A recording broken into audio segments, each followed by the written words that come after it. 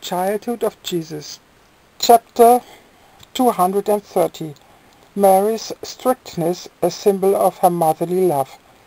When the little child was dressed, Cyrenius asked him again if he would not like to have another tasty little piece of the fish.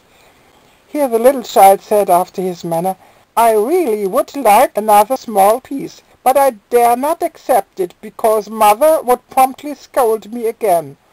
And Cyrenius said assuringly, "Oh, my dearly beloved little child, if I gave it to you, your mother will say nothing."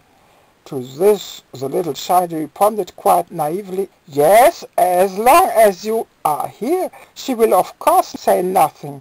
But once you are gone, I will be in for it twice as bad. Oh, you just would not believe how cross my mother can be when I do something that she does not like."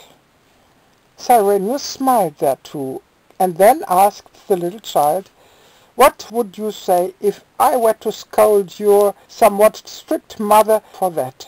Would that not make her lenient toward you?" And the little child objected, "I beg you, do anything but that. For once you were gone, I would really get a dressing down, the like of which has not been heard."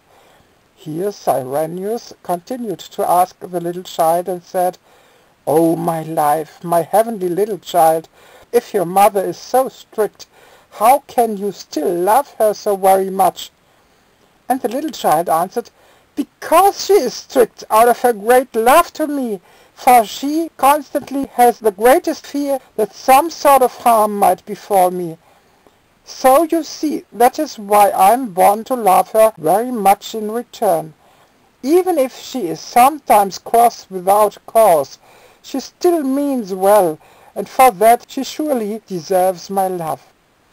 See, for just that reason she would also be cross now if I were to eat another little piece of fish, because she thinks it could do me harm. It would of course do me no harm, but I do not want to sin against the good intentions of my mother.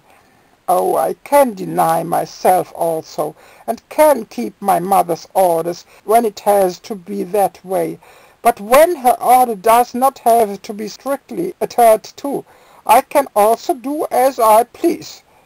And then I do not let it bother me, even though mother scolds a bit.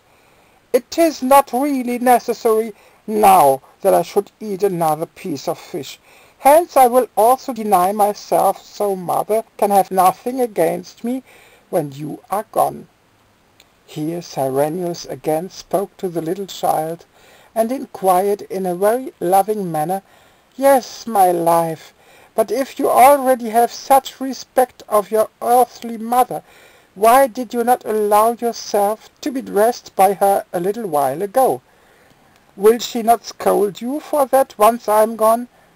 And the little child affirmed, "No doubt, but I shall not let it bother me much, for I already told you before that I sometimes do as I please, and do not ask whether my mother agrees with it or not. But for all that, my mother can still scold me, for she has a good intention and a good will thereby." At this Mary smiled, and said jokingly, "Now just wait until we are alone, and I shall really scold you again, because you have now complained against me so to Cyrenius."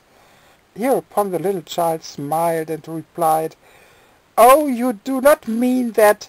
I can easily tell when you are really cross, for then you are quite red in the face, but now you are nice and white, like I am, and then you are never upset."